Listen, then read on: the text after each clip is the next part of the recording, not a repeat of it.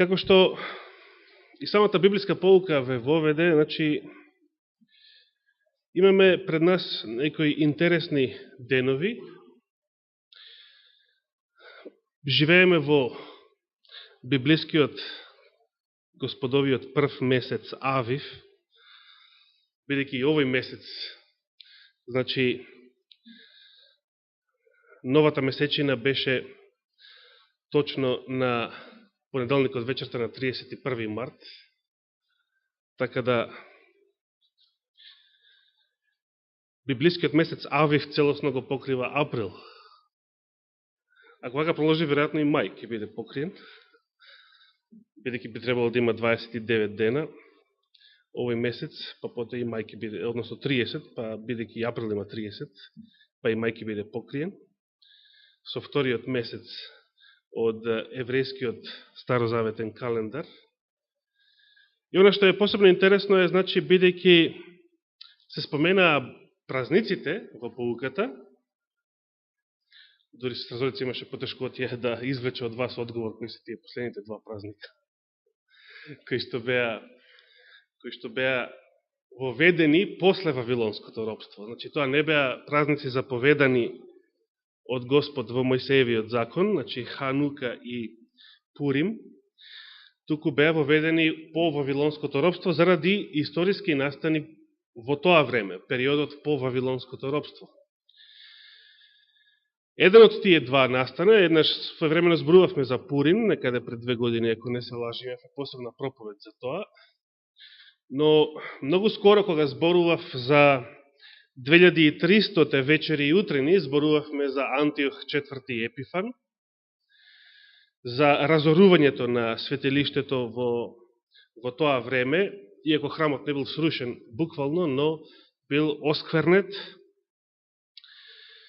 за неволите и страдањата, прогонствата што ги доживеал еврејскиот народ во тоа време и за Макавејското востание после тоа,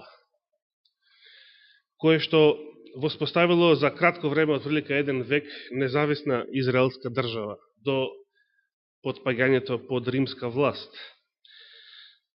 Во спомен на тоа, значи обновување со Макавејското востание, бил востановен тој празник на светлината, наречен Ханука. Се споменува и во Новиот Завет, во Евангелието по Јован, каде што се кажува во еден момент дека Исус и неговите ученици беа за време на тој празник во Ерусалим. Оно што е посебно интересно, еве да ја споменеме и оваа занимливост. Значи, проучувајќи за малиот рок, малку ќе ве подсетам, значи, бидејќи од 8 март наваму го прекинав тоа проучување, иако не беше никош довршено, успеавме да одговориме само на еден аспект од прашањето зошто во пророштвото, во најважното пророштво, барем за адвентистите по Библијата, Данијел 8 глава 14 стих, Господ рекол вечери и утрини, 2300 вечери и утрини. Значи, до сега само го покривме тој старозаветен дел од историјата на Божиот народ во врска со освојувањата, страдањата на еврејскиот народ и осквернувањето на храмот во времето на Антиох IV. Не кажавме дека пророштото во главном се однесува на времето после Христа. Значи, постојат, како што споменав тогаш, постојат три историски настани кои што можат да кандидираат како исполнување на ова пророштво, каде што адвентистичкото толкување за 2300 години е едно од тие три. Споменавме малиот рок, кој е, според библиските пророштва, и споменавме зошто денес во адвентизмот владае несигурност околу неговиот идентитет. Кажавме дека не може да биде исламот. Некој денес, не баш денес, бидејќи не е толку популарно, меѓутоа во 90-те години се сеќавам, некои автори им беше интересен комунизмот како кандидат. Дори во Америка видев една книга каде што еден се занимаваше со комунизмот, со Советскиот сојуз како еден од овие символи во пророштвото на пророкот Данијел. Може би сте читале книги во врска со Данијел, со пророштвото на Данијел, особено околу 11-та глава и 12-та глава, каде се споменува комунизмот, како некое продолжение на Француската револуција, на Наполеоновите војни и така натаму. Или некаде се споменува како атеизам, само вака општо како атеизам.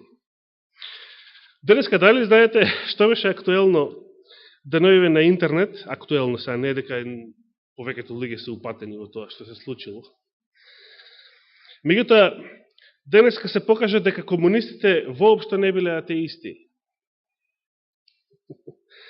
Забележав една слика, која што ја споделив и на мојот профил, каде што група, маса народ во Северна Кореја се поклонува како муслиманите до земја, а знаете што стои пред нив? Односно, на што се поклонуваат? Се поклонуваат на голем златен кип. Јас не можем да кажам кој е тој, дали Ким Ил Сунг,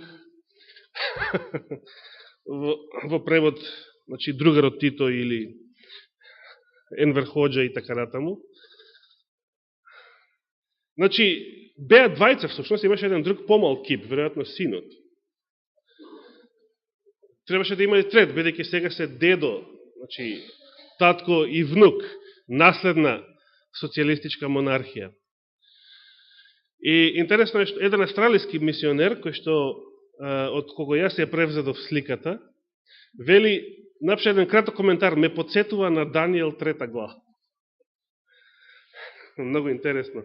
Кога сите жители на Вавилонското царство, односно нивните гувернери, сатрапи, управители, локални, значи, градоначалници и меѓу нив тројцата еврејски момчиња биле повикани на гласот на труби и свирки да се поклонат пред златниот кип, кого што го подигнал царот Навуходоносор.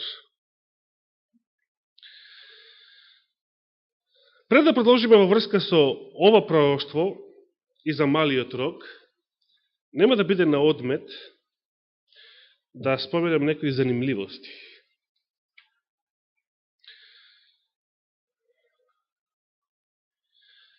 Ова што го држам пред вас е нешто познато. Се работи за петтата книга на адвентистичките библиски коментари. Ова издание потекнува некаде од 1960 година.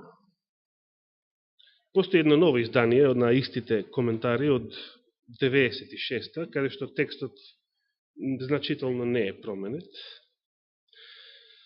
Меѓутоа, интересно е ова старо издание. Значи, некаде од времето на Титова Југославија, да речеме, времето кога не постоеше независна македонска држава, колко е независна, тоа е друга работа. Меѓутоа, не постоеше грчко-македонски спор во однос на името на таа држава и така натаму. Би сакал да ви прочитам некои занимливости во врска со тоа. Би сакал воедно да ги повикам преведувачите на библиската полука на македонски јазик, кои што еднаш сгрешија лани, се сеќавам, лани отворено ги фативме во грешка, како ја препиша српската грешка. Односно, сгрешија србите, а македонските преведувачи ја препишаа српската грешка и никој од нив не се обиде денес во времето на интернет, кога е тоа лесно достапно, никој не се обиде да погледне како стои во оригиналот. И ден денес, за жал, македонските преведувачи на библиската полука, на македонската мисија, на ХАЦ, едноставно преведуваат од српската полука и воопшто не се ни грижат да видат да не случајно во оригиналот на библиската полука на англиски јазик стои некако поинаку. Јас не знам како стои. Денес не можев утрово да проверам, може би сега, може брат Борче да провери, во оригиналот на полуката, но тоа не е битно. Битно е да ви прочитам некои занимливости, што самата Генерална конференција тврдала во врска со пророштвата за малиот рог во тоа време. Значи, на почетокот од 60-тите или на крајот од 50-тите години од минатиот век. На самиот почеток на овој библиски коментар се дава еден историски вовед за времето кое што коментарот треба да го покрие. Значи, из времето се однесува од Александар Македонски, почетокот на неговите освојувања, бидејќи за тоа зборува нели Данијел 8 глава, па се до Христово време, до времето на апостолите. На почеток, на 22-та страница од коментарот, еве што се кажува. По смртта на Александар Македонски, македонските водачи, значи овој коментар вели македонските водачи, значи на англиски вели Macedonian leaders, во заграда вели Александрови генерали, биле назначени за гувернери по целата империја. Продолжувам понатаму, бидејќи ова не е поентата на проповета, се разбира. На истата страница подолу во последниот пасус се вели во поднасловот кој што гласи поделбата на империјата на 4 дела, се вели дека во 301 година пред Христа прашањето за Обединетото царство наспроти поделеното царство беше решено. На кој начин? На тој начин што се поделило. На местото на Александровата единствена империја биле или настанале 4 независни, и сега коментарот вели македонски кралства. 4 независни македонски кралства, Macedonian Kingdoms. Одиме понатаму, че се работи за издание од 1960-те години. Во наредни страници од овој коментар, каде што се зборува за историјата на овие 4 царства, кои што се предмет, значи, на визијата на пророкот Данијел во 8 глава од неговата книга, се споменува и фамозниот Антиох IV, оне кој што на евреите им нанел големи неволи во вториот век пред Христа. Што се кажува за него? Во овој коментар се кажува дека во 203 година пред Христа еден од јужните, значи, цареви во соседиште во Александрија, Птоломеј IV, значи наследници на генералот Птоломеј, бил наследен од неговиот син Птоломеј V Епифан, кој што имал само 4 години, значи само на 4 години станал цар, на 4 годишна возраст. Во тоа време Египет побрал помош од Рим, меѓутоа Филип V од Македонија, се кажува, и Антиох склучиле сојуз против Птолемеј.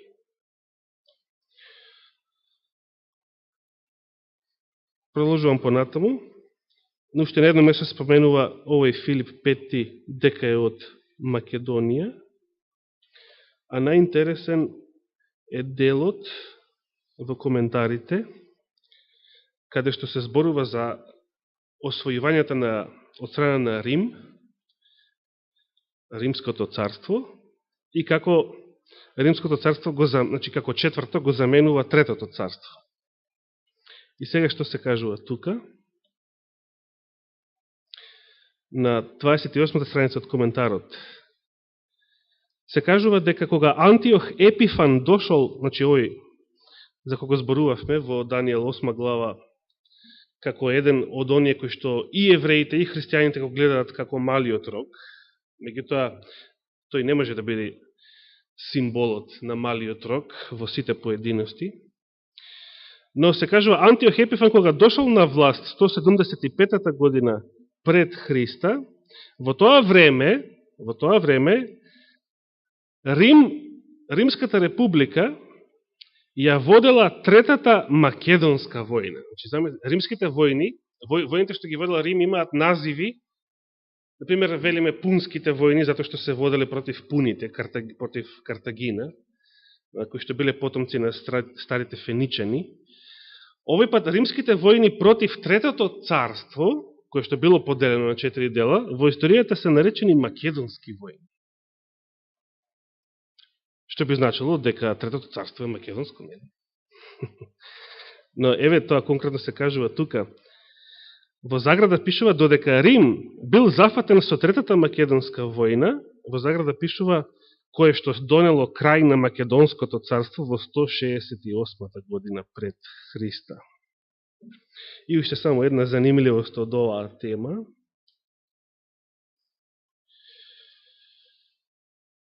Значи, интересно, Генералната конференција го нарекувала Третото царство Македонско царство. Генералите на Александар ги нарекувала македонски генерали. Царевите што владееле со 4 царства ги нарекувале династии од македонска крв. Некои работи нема време да ги читам.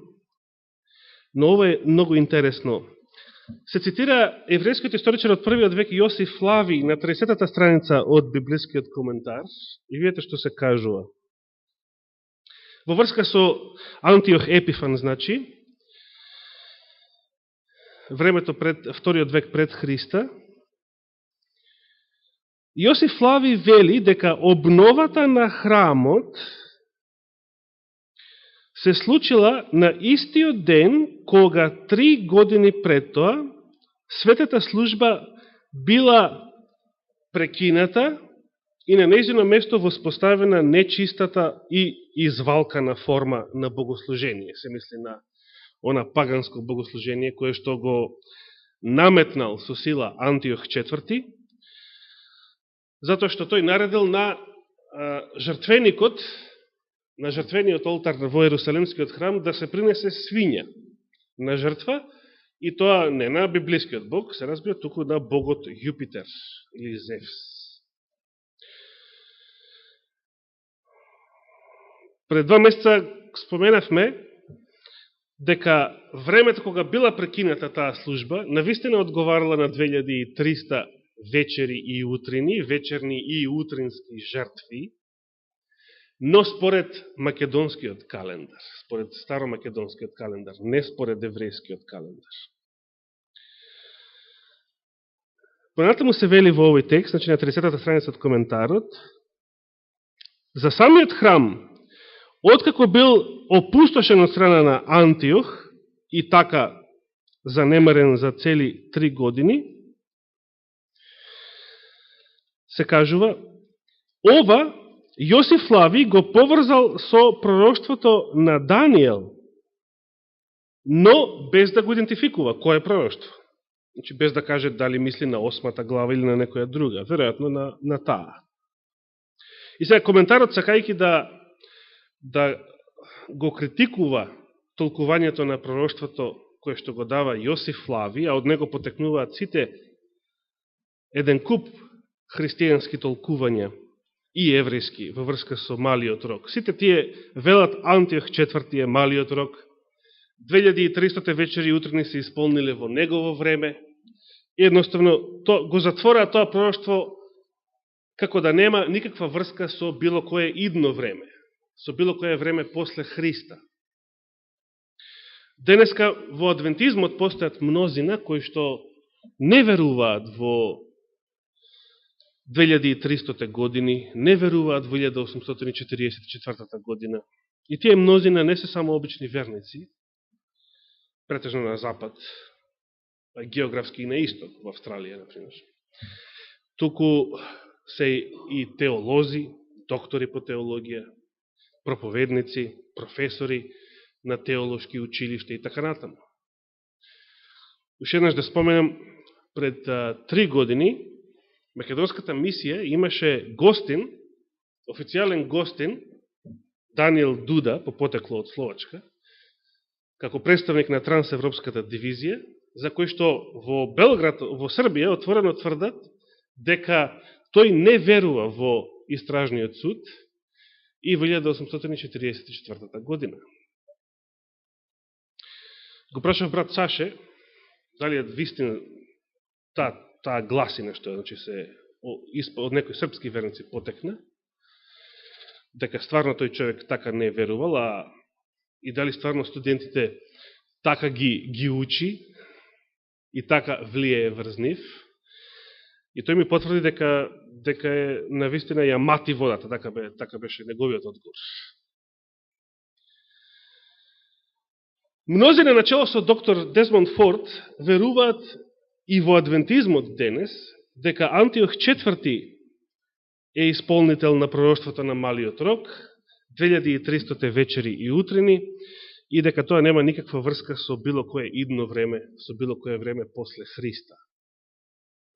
И сега интересен е коментарот на Генералната конференција од тоа време, 1960-те, значи, каде што вели вака на самиот крај на 30-та страница: меѓутоа Даниел, кога зборува за Малиот рог, зборува за некоја римска сила како окупатор, а не за македонска, вели. Значи, според Генералната конференција, ако Антиох IV е Малиот рог, тогаш тоа би било македонска сила. Не ја нарекува грчка, тоа ја нарекува македонска. Меѓутоа, се разбира, Даниел зборува за римска сила. Аргументот на Генералната конференција беше дека Антиох IV Епифан не може да биде Малиот рог во пророштвата, затоа што Даниел зборува за римска сила како за Малиот рог. Оној кој што го предизвикува тоа разорнување, а не за македонска. Пошто знаеме ние, ако отвориме во Даниел 8 глава, конечно да ја отвориме Библијата, пошто знаеме ние, и дали воопшто знаеме, дека Малиот рог е римска сила? На 1 март кажав дека мнозина, некои во исламот, некои на друг начин, бараат начин, порано тоа беше случај во протестантскиот свет до ден денес, но денеска и во адвентизмот, го споменав и Самуеле Бакиоки, кој што отворено отстапи од традиционалното адвентистичко толкување и велеше пред својата смрт дека исламот е антихристот, Малиот рог и така натаму. Првиот звер од Откровение 13 глава и така натаму. Значи, разни ветришта дуваат денес во адвентизмот во врска со толкувањето на пророштвата, а сето тоа значи едно, дека вие денес не можете веќе да им верувате ниту на адвентистички автори за тоа што е вистина. Не можете да земете како Јеховин сведок литература од вашата верска заедница и да верувате дека тоа што го читате е вистина. Се разбира, не само денес, и било кога порано било глупаво така да се постапува, меѓутоа, особено денес е јасно дека за да ја разбереме не само библиската вистина воопшто, туку да ја разбереме пророчката вистина посебно, треба сами да истражуваме. Не може никому да му веруваме. На никаков писател, автор, теолог, треба сами да истражуваме. Добро да читаме, меѓутоа треба да проверуваме, да истражуваме, да испитуваме, и сето тоа ќе ни донесе голем благослов. Значи, Генералната конференција тврдела 1960 година дека во пророштвото на Даниел, 8 глава, Малиот рог треба да биде некоја римска сила. Од каде ние го знаеме тоа, од каде таа го знаела тоа и дали е тоа точно. Од каде знаеме? Например, Даниел 8 глава. Од каде знаеме дека во описот на активностите на Малиот рог, Даниел, пророштвото од Даниел 8 глава, Малиот рог би требало да биде римска сила.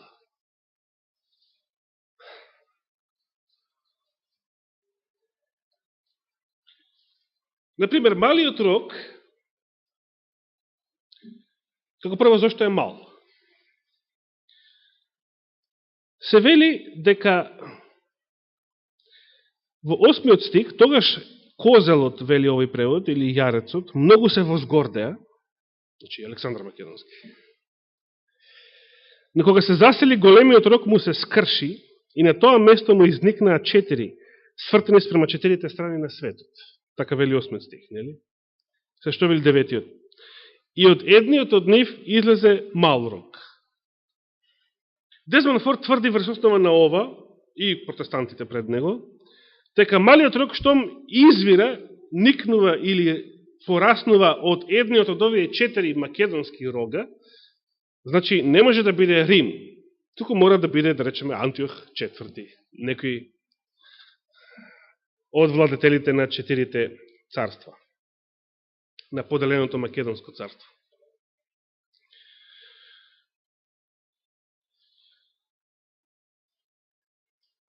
Меѓутоа, тоа не мора да значи.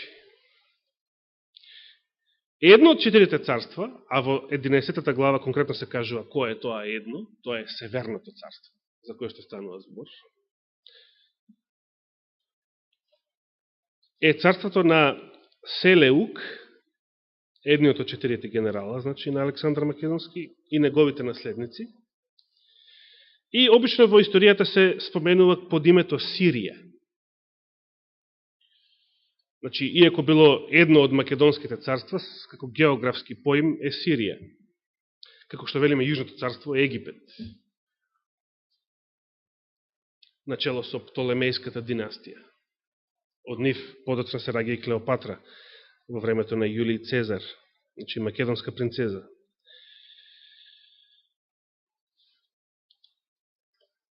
Било кој да дојде на власт во Сирија, на некој начин станува наследник, во тоа царство станува наследник на северниот цар. Може да се идентификува како еден од северните цареви. Кога Рим ја освојувал оваа област, Блискиот Исток, како ја освојувал? Да, Цезар го освоил Египет, после тоа Октавијан, меѓутоа Рим кога првпат и како првпат навлегол во таа област? Историјата ни кажува дека 63-та година пред Христа, римскиот генерал Помпеј ја освојува Сирија, а после Сирија продолжува надолу кон Јудеја, односно Израел и Ерусалим.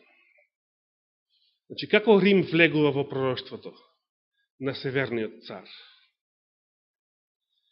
Со тоа што римски генерал ја освојува Сирија и станува северен цар. Точно е, Рим подоцна ќе ги освои сите, и Египет, и цела Палестина, и еден куп други краеви и области.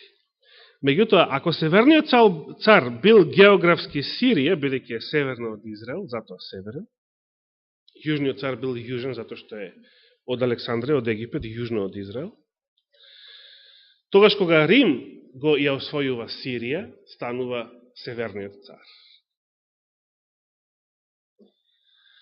На тој начин адвентистите го градале целото свое толкување за северниот цар, дека се однесува на Рим.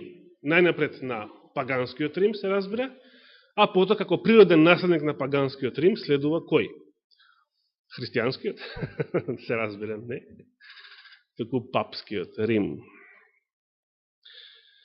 Меѓутоа, каде на друго место во Данијел 8 глава можеме да забележиме дека малиот рог има врска со Римското царство, е некоја римска сила, како што се изрази Генерална конференција, значи пред половина век, а не македонска или дел од Третото царство.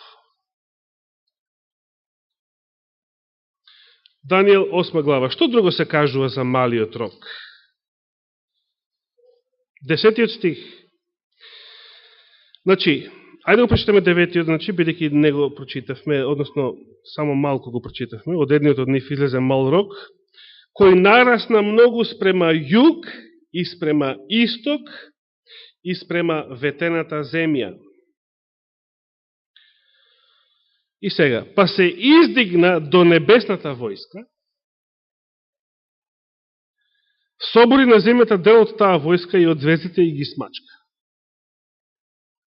Каква е оваа сила? Одеднаш која што зборува за неизин напад врз небесната војска.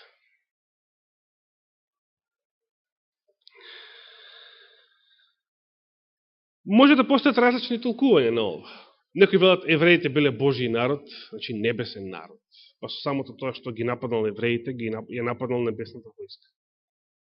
Некои така сакаат да го толкуваат стихот. Како што србите пред 20 години се прогласија за небесен народ. Меѓутоа не поминаа убаво.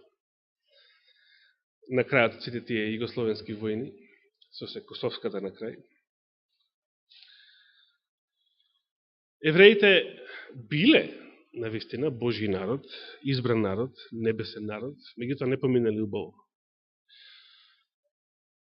Зошто? И зошто до ден денес ги демне сето тоа?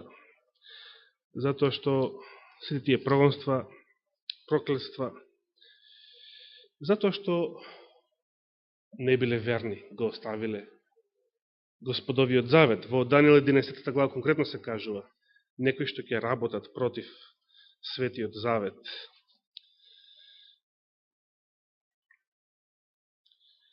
Единесетиот стих е интересен. Што ни кажува? Се издигна дури и до водачот на таа војска, ги запре секој девите жртви и го урна местото на неговата светиња. Кој е водачот на небесната војска? На кој начин малиот рог се издигнал против Христа? Која сила владеела со светот во времето на Исуса Христа? Евеа римската сила. Малиот рог е римска сила. Мизерен беше обидот на Дезмонд Форд да се извлече од оваа мат позиција, која што му ја зададе 11-тиот стих. Велејќи дека под водачот може да се подразбира било кој еврејски првосвештеник. Меѓутоа, да го прочитаме уште еднаш пророштвото. Забележете, денеска адвентистички теолози се обидуваат да ви го сменат памет. Да ви дадат било какво толкување на пророштвото, само да не е Рим. Не чепкајте во Рим само.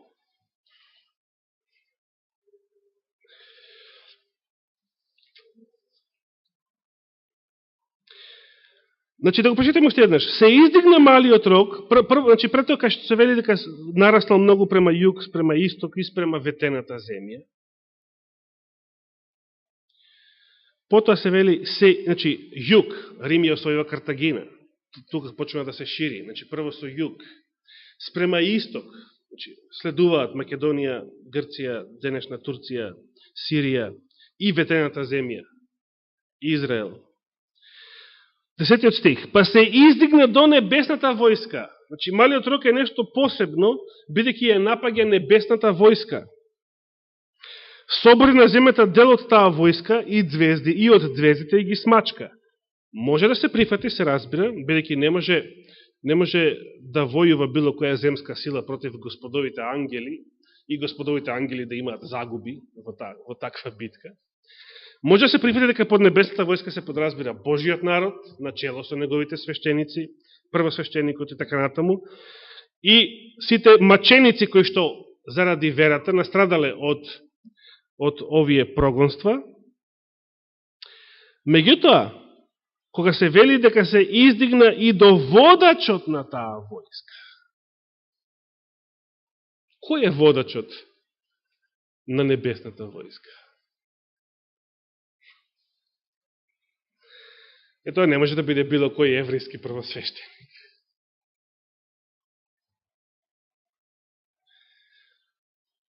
Дури и да биде, затоа што по Макавејското востание Израел бил свештеничко кралство, начело со хазмонејците, значи првосвештеникот имал политичка власт, врховна власт, бил крал, практично.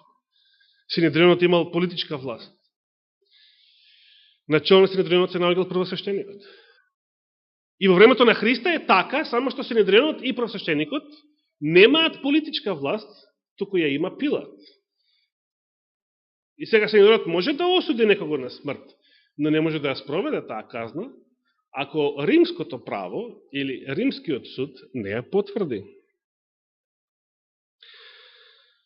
Сепак, на кој начин било урнато независното свештеничко Израелско кралство во времето на генералот Помпеј, 63-та година пред Христа? Со тоа што Рим го освоил, значи повторно е римска сила. Не може да се побегне од фактот дека е римска сила. А се разбира дека водачот на небесната војска е самиот Господ Исус Христос и никој друг. Дали некаде во Стариот Завет, по Библијата, значи некаде пред Данијел, пред времето на Данијел, се споменува водачот на небесната војска? Што мисли? Се сеќавате ли на тоа? Ово е згоден момент да се подсетиме на тоа. Да отвориме кај Исус Навин. Се сеќавате сега? Каде кај Исус Навин? Исус Навин, или Јехошуа, или Јошуа, или на англиски Джошуа. Точно, 5-та глава.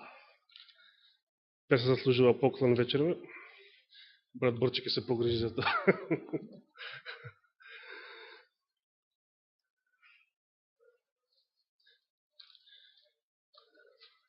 Да, може и Блажа се погрижи за тоа. 5-та глава, Исус Навин. Видите, ова е многу интересен настан. Ова е за мене восхитувачки настан. Значи,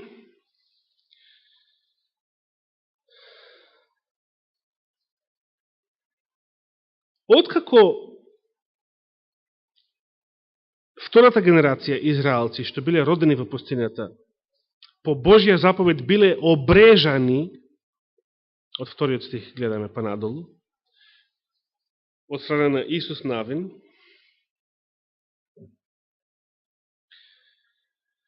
седмиот стих вели, нив ги обреза Исус, значи се мисли на Исус Навин, зашто тие не беа обрезани, бидејќи беа родени во текот на патувањето, во текот на пустината. Потоа 9 стих вели, му рече Господ на Исус, сега јас го симнав од вас египетскиот срам. И така натаму. Откако биле обрезани, можеле, според законот, да ја празнуваат првата Пасха во ветената земја, во Ханан. И кажува конкретно 10 стих, и се задржаа синовите Израелови во логорот во Гилгал, и вечерта на 14-тиот ден од месецот направија Пасха во рамнините Ерихонски. Сето ова е пред падот на Ерихон, пред освојувањето на Ерихон, но веќе во ветената земја. На вториот ден од Пасхата се вели во 11 стих, почна да јадат од пченицата на таа земја, бесквасни лебови и печени зрна во истиот тој ден, а маната престана да паѓа. Значи, престана да паѓа маната, откако се населија во ветената земја и почна да јадат од житото на таа земја. И сега 13 стих да го забележиме. Под насловот во ревидираниот превод, кој што го опфаќа последниот одсек од 5-та глава, што започна со 13 стих, носи, значи, гласи заповедникот на Божијата војска. Кога Исус Навин се наоѓаше близу до Ерихон, погледна и виде и ете пред него стои човек со изваден меч во раката. Много интересно. Исус наведнъж му се приближи до него и му рече: наш ли си или си од нашите непријатели?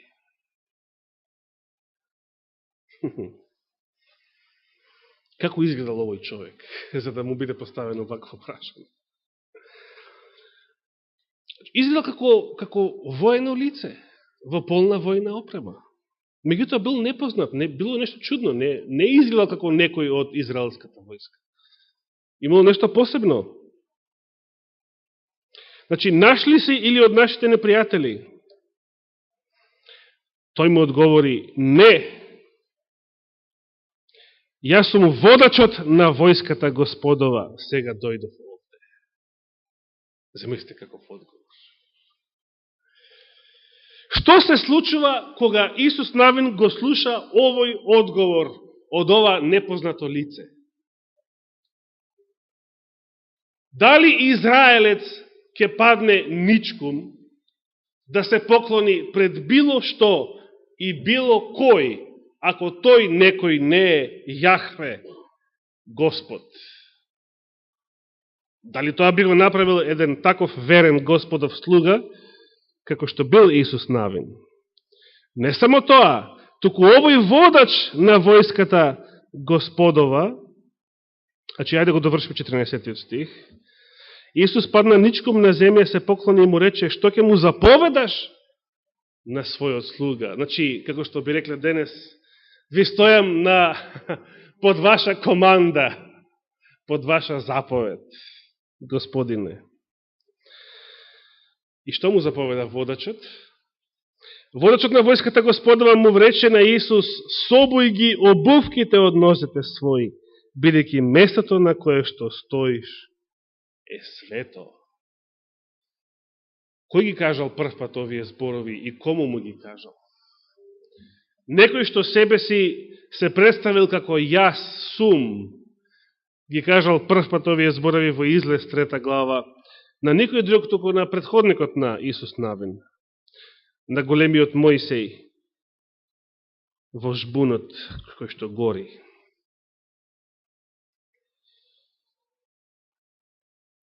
Исус така и направи. Малиот рок се дигнал против заповедникот на Господовата војска.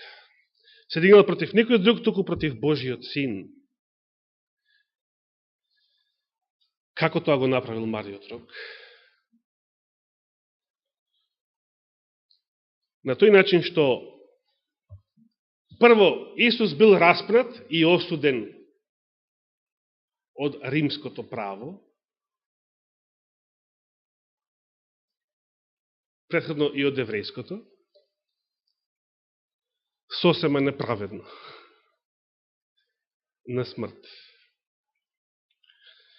Некојаш би можела да имаме посебна проповед на таа тема. Еве, бидејќи и предстои Велик ден, и тие настани на некој начин ќе бидат уште еднаш презентирани пред јавноста, на било каков начин, најчесто на филмски. Меѓутоа, бидејќи ќе биде актуелно да се размислува за Христовите страдања, бидејќи и ние дојдовме кај Јован 18 глава, некако се потрафи, дојдовме до Голгота, дојдовме до Велики петок, дојдовме до Христовите страдања, неговото судење, неговото апсење. Ќе биде актуално да се размислува за овие настани. Ќе забележиме како Христовата осуда од страна на Синедрионот ги прекршила сите начала на еврејското право. И потоа ќе видиме како Пилат ги прекршил сите начала на тогашното римско право за да го осуди Исуса.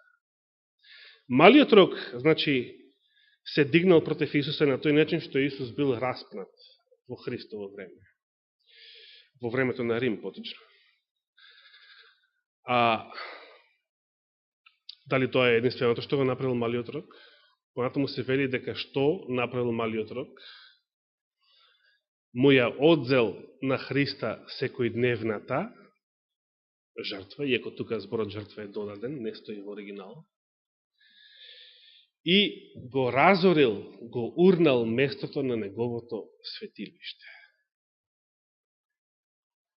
Ќе биде интересно да проучиме во понатаму што сето ова значи. А нам ќе ни преостане да ги прочитаме за крај самите Христови зборови за тоа за кое време и за која сила се однесуваат пророштвата на Данијел за малиот рок. Матеј 24 глава, од 15 стих па надолу. Па така, штом го видите гнасниот пустошник, како стои на светото место, за кој зборува пророкот Данијел, кој чита, нека разбере. Значи, Господ ви повикува кога читате Библија, да разбирате. С други зборови, да го вклучите мозокот кога читате Библија. Зошто, бидејќи често се случува да читате, па и Библија, и било што, и бидејќи читате нешто што ви е толку познато, како можеби кога поповите го пеат, библискиот текст, во разни прилики, нешто што ви е толку познато, толку пати сте го прочитале, цитирано во разни книги, и едноставно мозокот пасе додека читате. Ако така читаме, подобро да не читаме. Ако отвараме Библија да читаме, претходно со молитва, Господ сака да бидеме будни, трезни, најмногу колку што е можно, и да се обидеме да разбереме. Значи, пророштво на Данијел за гнасниот пустошник кој што го осквернува светото место, Исус го применува на некое време после него. Време поврзано со прашањето на учениците кога ќе биде тоа, разорнувањето на Ерусалим, и кој е знакот на твоето доаѓање и крајот на светот. Ќе продолжиме следната сабота, односно големата сабота. Нека му е фала и слава на Господа.